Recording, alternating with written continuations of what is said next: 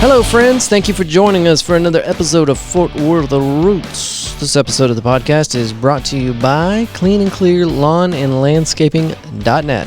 Whether it's business or at home, this is your solution in DFW for everything going on outside. French drains, retaining walls, fences, new sod, they got you covered. Go check out the website and schedule yourself a free quote, or maybe you've just got questions about a project that you're considering. Clean and Clear Lawn and Landscaping.net. Check them out. They got you covered. This episode of the podcast is also brought to you by GW District. We've been talking about GW District for about 5 episodes now, and in that short amount of time, they've gone from 30 businesses listed on their directory to 80. That's quick. That's very fast. But the reason it's so fast is because as soon as they get a hold of these small businesses or these minority-owned businesses, they see the value and they jump on immediately. This is a great place to shop. It's also a great place for you as a small or minority business owner to list your products. So check them out. Go to shopgwdistrict.com, or now you can go over to your Play Store, pick up the app, and use GW District app to find all the same information. So 2 easy ways to take care of this. You know you want to support them. Go check them out. shopgwdistrict.com or go to the app.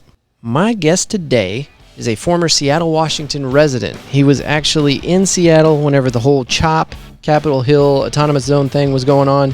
So we get an insider's perspective on that. He understands the climate before all this went down. He saw the CHOP thing before, during, and after. So we're going to get that story. Plus, he's going to tell us a little bit about what's next in his life's chapter. Please give it up for my brother from another mother, Stephen Gallegos. Let's start the show.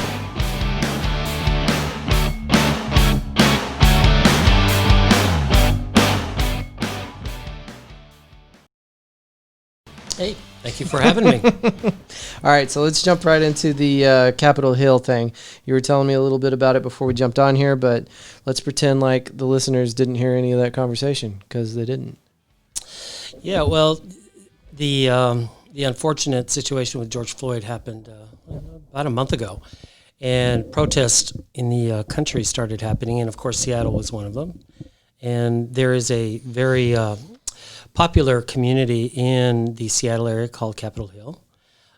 It's probably the most eclectic area in the city. What do you mean by that? It draws not only minority groups, but it also draws all sorts of minority groups, from race to sexual orientation to just being immigrants. You said religion. eclectic. You're saying just all-inclusive. Yeah, Everybody. It's just an all-inclusive neighborhood. Okay. And so that was the perfect place for the protesters to settle in one place and speak their mind. Yeah. The mayor of Seattle was very supportive of that and allowed us to create what we knew as CHOP, which is an area free of police. What does that stand for? Capitol Hill Occupied. To tell you the truth, Autonomous Zone. That's a word I heard. Yeah. But I think that starts with an A, doesn't it? You know, there were a lot of different acronyms that were developed just from that 2-week situation there in Capitol Hill. But it was a 14-block. Not necessarily probably about 4 blocks. Okay. A 4 square block area. And within that 4 square block area was a police precinct. Mm-hmm. That precinct has always been very popular in the community. Mm-hmm. Of course, as a part of the process that the mayor wanted, she evacuated the entire precinct so that people had a very specific area where no police would be around. And so that provided a lot of freedom. A lot of things just started cropping up, which really surprised me. Food, like you cannot believe. Food was being donated by the tons, and all people had to do was just grab whatever they wanted, whether it be water or fruit or sandwiches or whatever it is. And no one was taking money for this. It was all in support of the cause. And this is all at the beginning you're talking about, right? Yes. Because you were telling me there was a huge change in the whole environment of this thing somewhere in the middle. Yeah, and I really enjoyed what had initially developed from having an area for people to express themselves. A lot of different thoughts were being expressed, and I found it to be very, very healthy. What I didn't find healthy was after the protests started to die down, that area easily became a place for those people in our communities that don't have a place. Yeah. So they took advantage of being able to sleep in a park with their tent without being harassed or asked to leave. So there was a lot of folks that support the protesters, but at the same time they're trying to support themselves and just living. Right. So and a lot of those people probably lived in the Seattle area before all this started, and now there's food and the cops are staying out. So I'm picking up my stuff and I'm moving over to Capitol Hill. Mm-hmm. At least I can ride this out in comfort as long as this is going on, right? Right. Because I mean, the cops will they police the homeless population in certain areas and keep them from sleeping on park benches and things like that, right? That's right. So I mean, obviously Capitol Hill would be an attractive area to stay if you're in that situation. Yeah, toward the end, it really did illustrate just what the problems are in any city or any community. Those that are disadvantaged for a number of reasons, whether it be race or sexual orientation or religion or any one of those things. But those were the folks that were left. Everybody else went home. Yeah. And that was very sad because you had all of these people that had nowhere to go and were taking advantage of not being told to leave, which I don't blame them. Right. They had a safe space. Makes sense. And I appreciated that. However, the grounds and the area within CHOP was destroyed. Yeah. That's the downside of it is graffiti. I've never seen as much graffiti. If it could be painted, it was painted. And that was very, very unfortunate. So, of course, you also draw in those segments in any community or population that are just wanting to victimize others and destroy property and that sort of thing. So you're always going to have those kinds of people, but that's what was left. So you had homeless kids, homeless adults, in an area that was completely just destroyed from all of the graffiti that was going on. What had happened was the mayor had then saw that the participation levels were coming down and probably recognized what I recognized and immediately called for the closure of CHOP. Right. I went back a week later after it was closed, and you wouldn't have known that anything had happened. Yeah. That's after they'd dispersed the protesters, cleared the parks of anybody camping out, and gotten people back to their homes. And Right. Yeah, and so that was nice to see. So the graffiti, all the graffiti's gone. Everything. How do you clean something like that up so fast? I have no idea. I just figured, wow, if we can remove graffiti like this, why isn't this process, the rest shared of the city. with other businesses who have issues with graffiti on their buildings and stuff? But I found it. I was surprised. That is wild. And it was really, really great to see. Fortunately, I'm glad. Where did those people go? Yeah, excuse me. I'm glad that you got to see what it was like when everybody got there and was trying to do something positive with it. And then you got to see it kind of unfold and turn into a different thing, and then went back after it all been cleaned up and seen society kind of restored to its initial starting point before all that happened. So you got to see kind of every phase of what would happen if the police were removed from a situation, and what happens whenever law and order is completely taken out of the scenario. Mm-hmm. So, yeah, I think you had two thoughts here. You had one group of people that appreciated the CHOP area to allow themselves to speak their mind and demonstrate and say things that needed to be said. And then you have the other side of folks who may believe in the cause, however, are really looking at what can I do to keep myself alive. And so you had those two communities there. And the ones that lasted the longest there were the folks that probably didn't have anywhere to go. Right. I think that's a really powerful example of understanding the full story and not just nut picking, trying to point a finger at the people that are behaving the most outrageously and saying, oh, okay, that's what happened. But there's a full story there. You know, you've got the people that actually put the whole thing together. They established a situation that was meant to kind of represent change and progression, and it was a positive movement. And then the people that, what do they call that, opportunist criminals, they move in, take control of something that was intended to be something completely different. They changed the narrative and then screwed everything up. Mm-hmm. And of course, people that might be on a different side of the argument, they're going to focus on that and say, this is why my point of view is correct because of this. And then the other side's going to say, no, well, actually it was this. Mm-hmm. No, you're absolutely right. It's a polarizing issue, but if you understand the entire story, mm-hmm.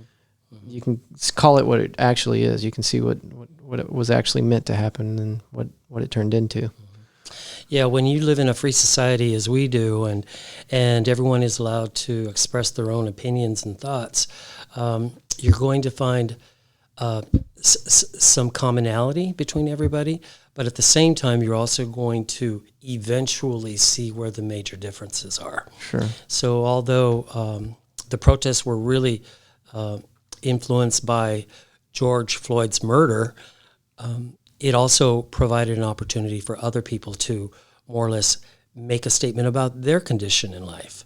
And that was very sad to see. Yeah.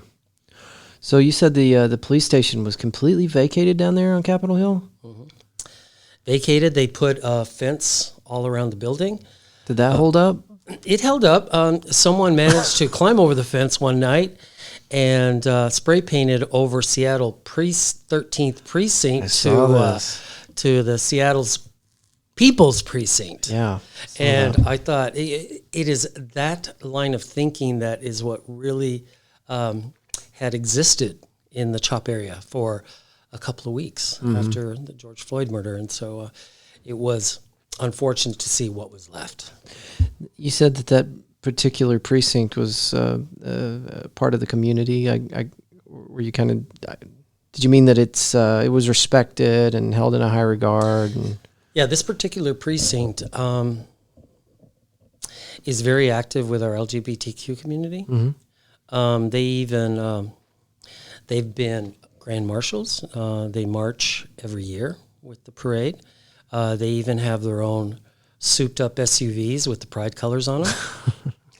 So there is a lot of work that's been done in that particular area. I mean, that's where I like to go when I'm in the city. Mm-hmm. It's most eclectic, and it does offer. Right there. I'm sorry to interrupt you.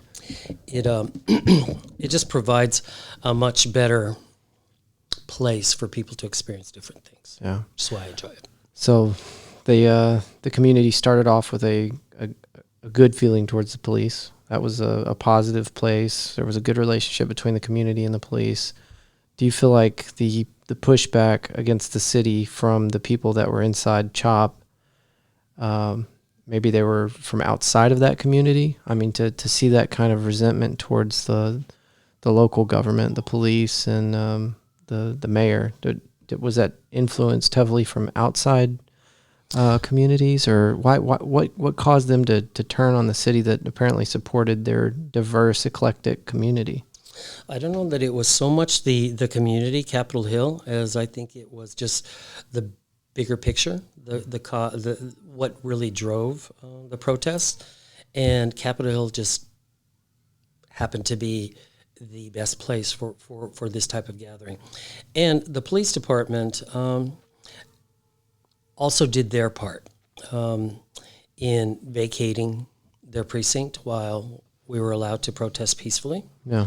And so there wasn't any really strong animosity towards the Seattle Police Department that I sensed. Yeah. I believe that the Seattle Police Department was also in support of the protesting. And I do know that there were curfews during the first 2 weeks of CHOP at 8 o'clock. And so, of course, you had your police in their riot gear and their shields and their face coverings, and it was none of it ever really turned violent. That's awesome. But it was their way of saying, okay, it's 8 p.m., we need everybody to leave. And of course, this was just right before they gave the protesters the CHOP area. Yeah. So as soon as that ended, then we didn't have to deal with the police having to vacate the surrounding area. I heard that's a tactic that some cities adopted and tried to use, modeled after some previous incident, but you let the community burn it out of their system. So you just let them break things, set shit on fire, do whatever they want, and you stay out of their way. But I guess back in the 60s and then again here in 2020, we found that it doesn't work. You can't just let them burn it out because it'll just keep going. It'll keep getting worse. Mm-hmm. So they're having to rewrite that theory. We've disproven it, hopefully for a final time. Yeah, and I think that anytime you have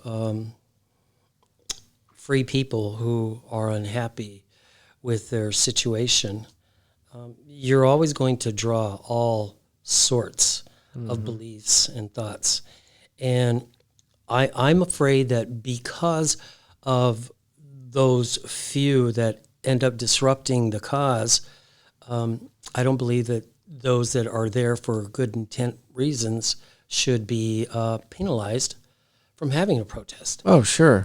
I believe that we just need to accept that there's going to be a faction, and those are the ones that I would like for the Seattle Police Department to keep their eye on. Yeah. And I felt they did that.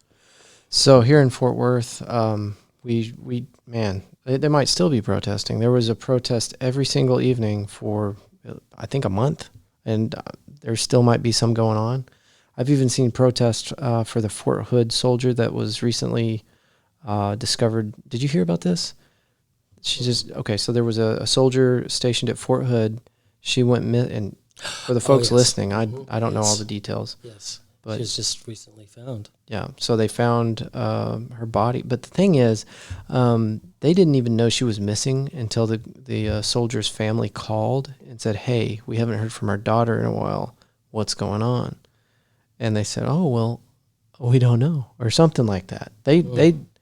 No one had reported her missing, which if you know anybody in the military, lean over your shoulder and ask them, but they'll tell you that's not a thing. Like, you have to be at your physical fitness formation in the morning.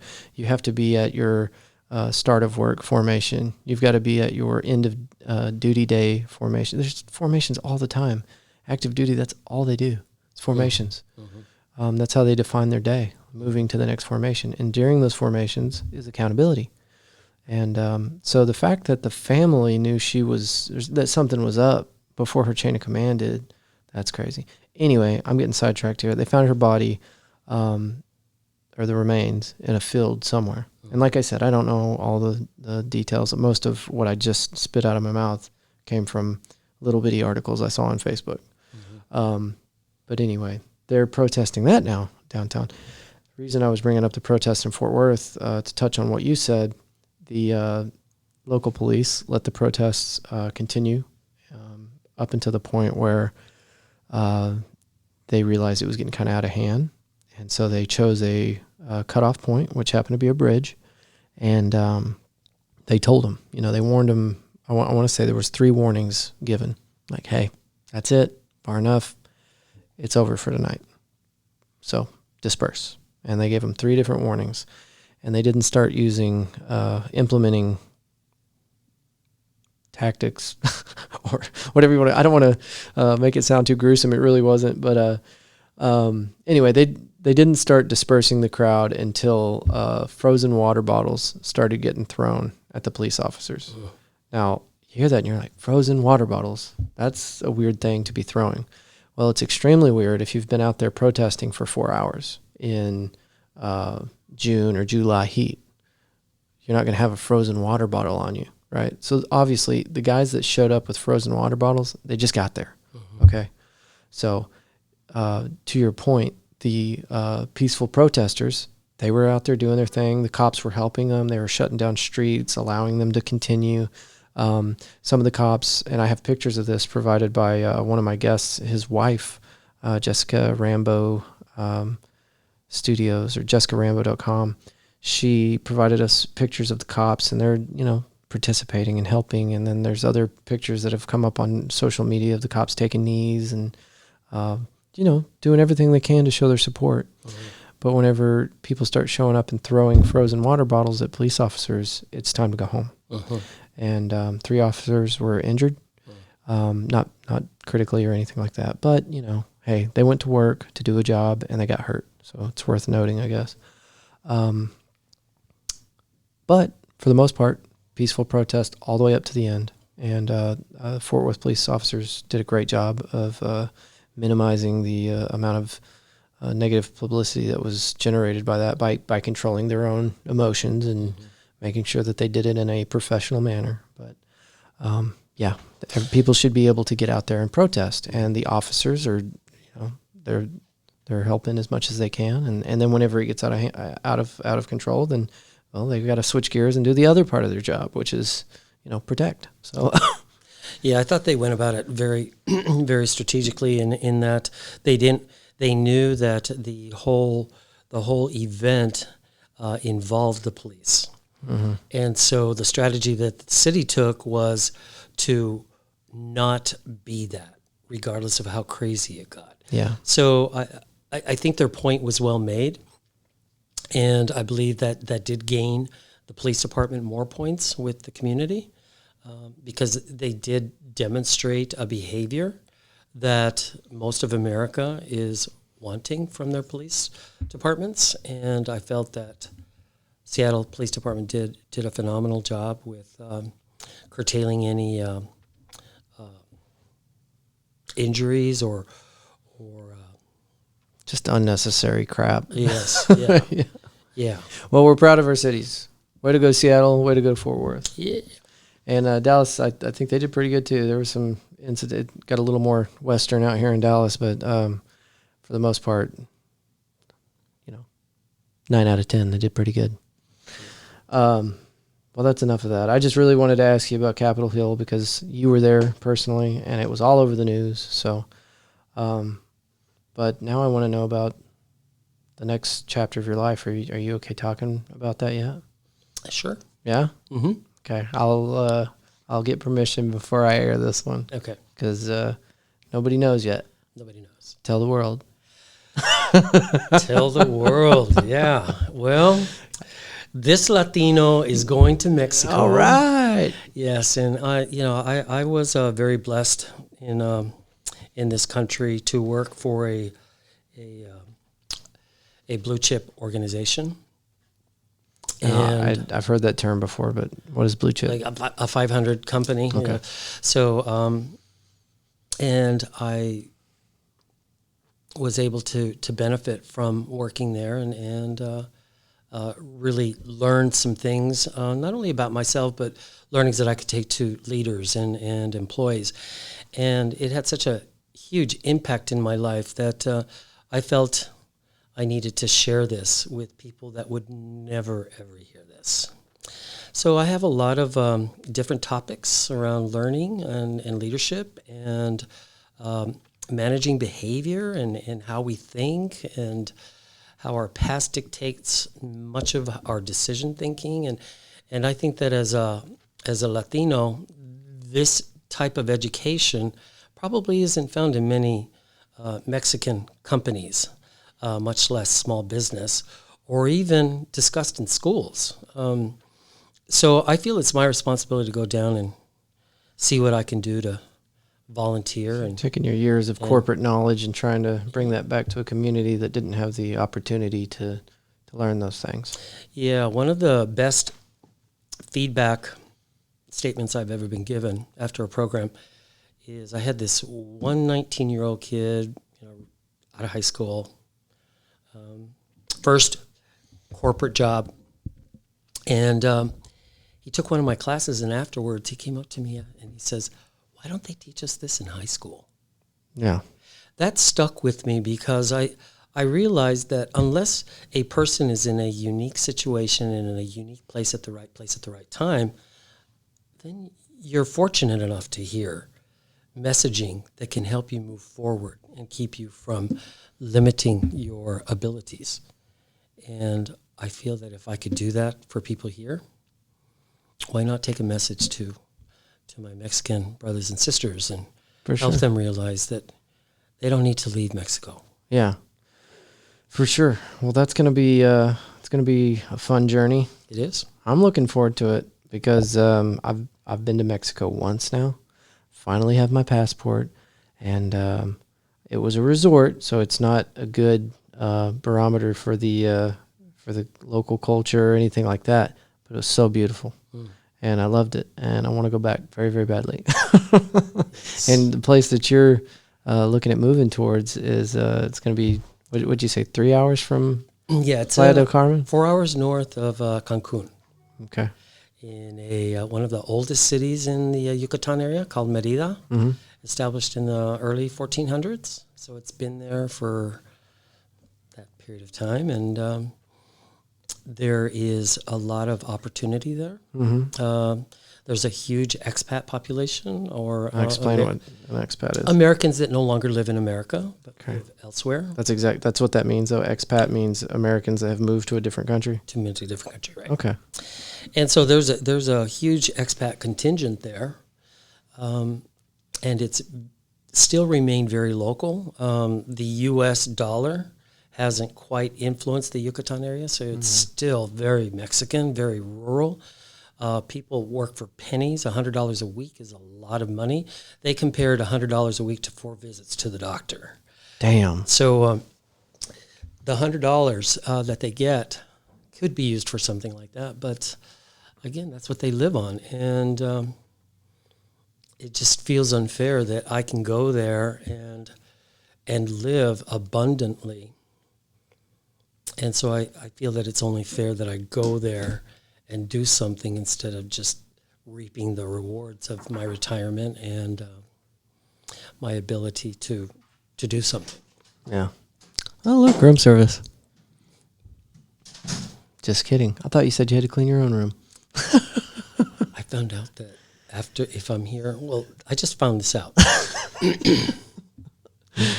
Because I'm here as long as I am, if you're here for more than 5 days, then you're allowed to request room service. maid service. And so I did. And I says, well, I'd really like to get fresh sheets. Well, one of the added benefits of coronavirus, and I'm not taking the virus lightly, folks, calm down, but she had a face covering on. I would probably have to cut her out of the video if she didn't have that on because I don't have permission. But her face is covered now. You can show her. So. Well, I'm looking forward to my visit to Mexico, and looks like I'll be able to stay at my favorite resort when I come to see you, and then make a drive through the countryside, hopefully. I don't know. I'll have to do some planning before.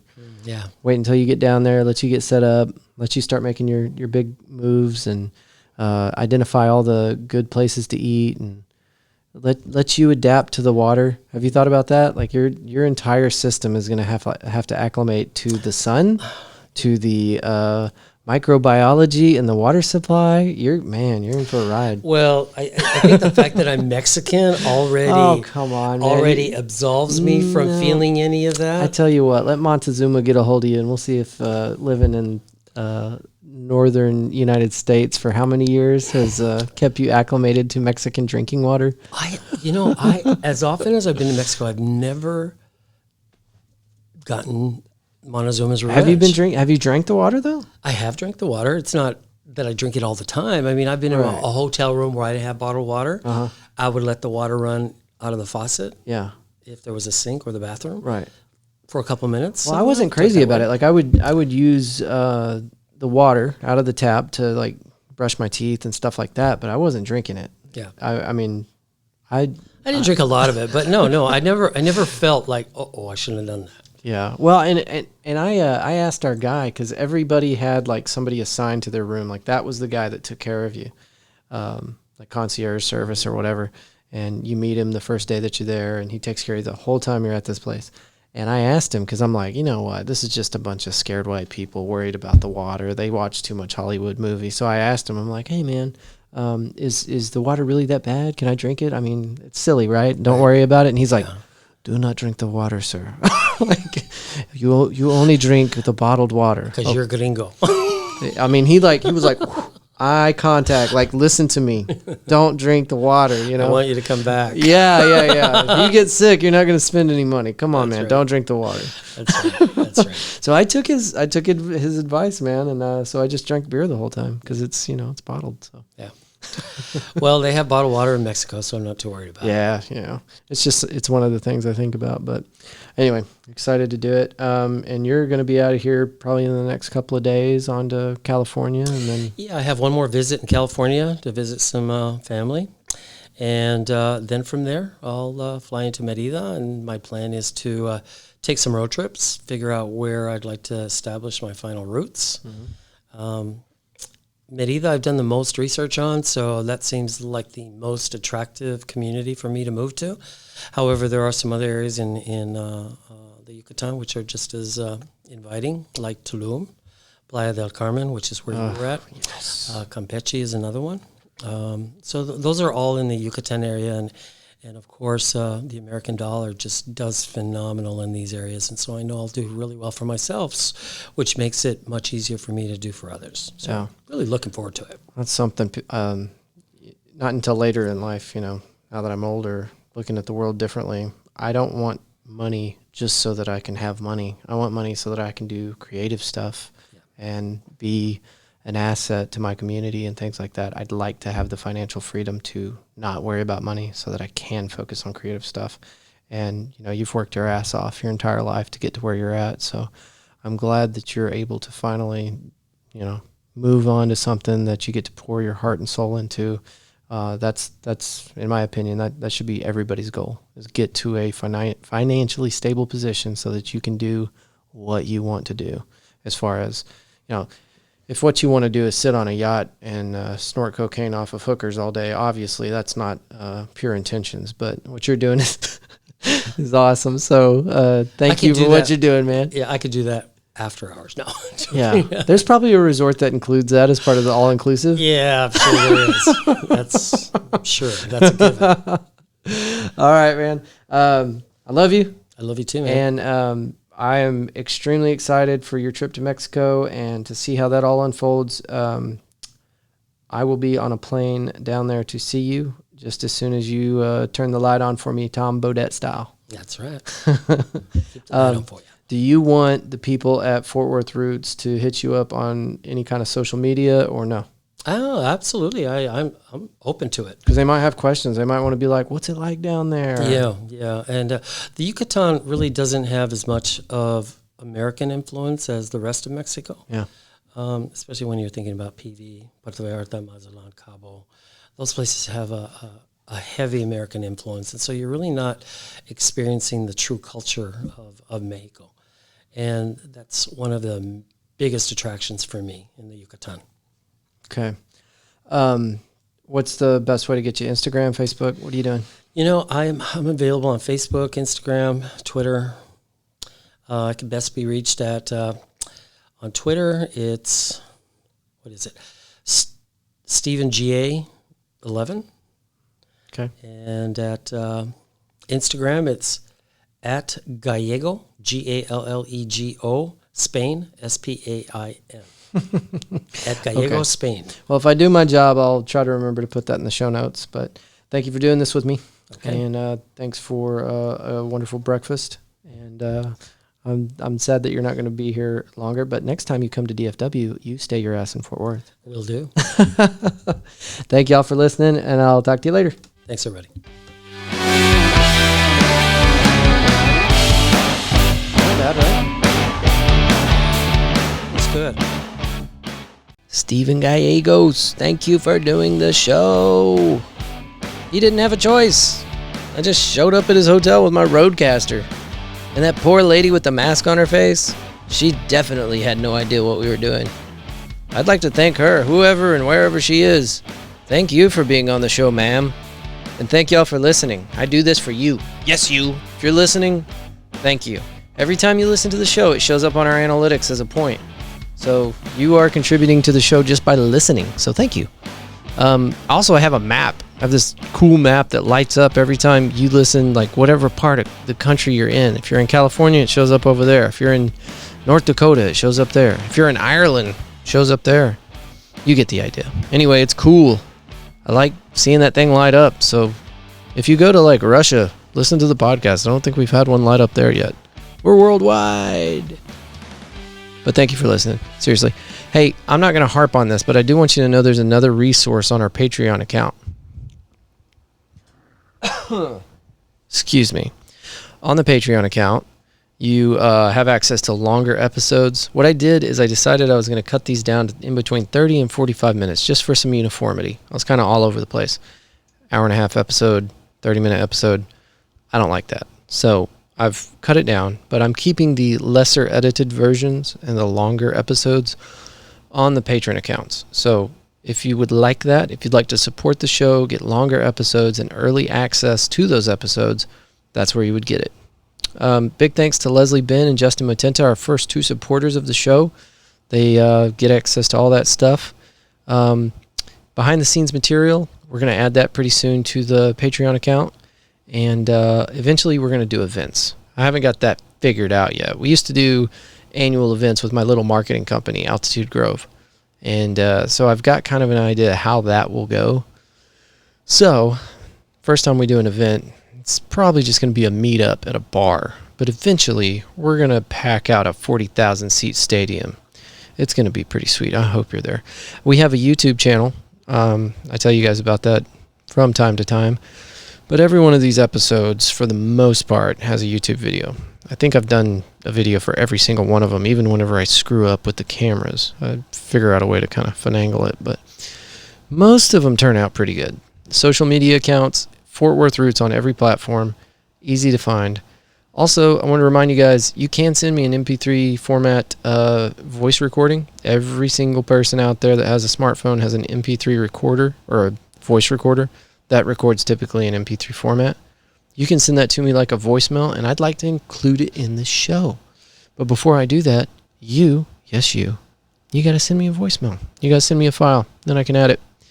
Honorable mentions. I wanted to tell you guys about Horrorful Podcast, Some of All Fears, and Sober Powered Podcast. These are three friends of mine that I'm hanging out with, talking to, sharing information back and forth on Facebook. And they have some really good podcasts. Me and Lucas and I, have sat down for one recording that's already up and ready for you to listen to. That's episode 6. And then just the other day, we sat down and did another recording with his friend Andy. Lucas and Andy run Horrorful Podcast. They break down old school, like B-budget horror films. It's an entertaining show, but it's also a great way to learn about old movie magic and these crazy low-budget horror films that were made back in the day. But it's interesting. I told them last time I sat down with them, I was like, I didn't think I was going to like your show, honestly. I thought it was a cool idea. But anyway, I listened to it. Awesome show. Very entertaining, and I like it. And I listen to it now, and they're up to episode 4. So go check that out, man.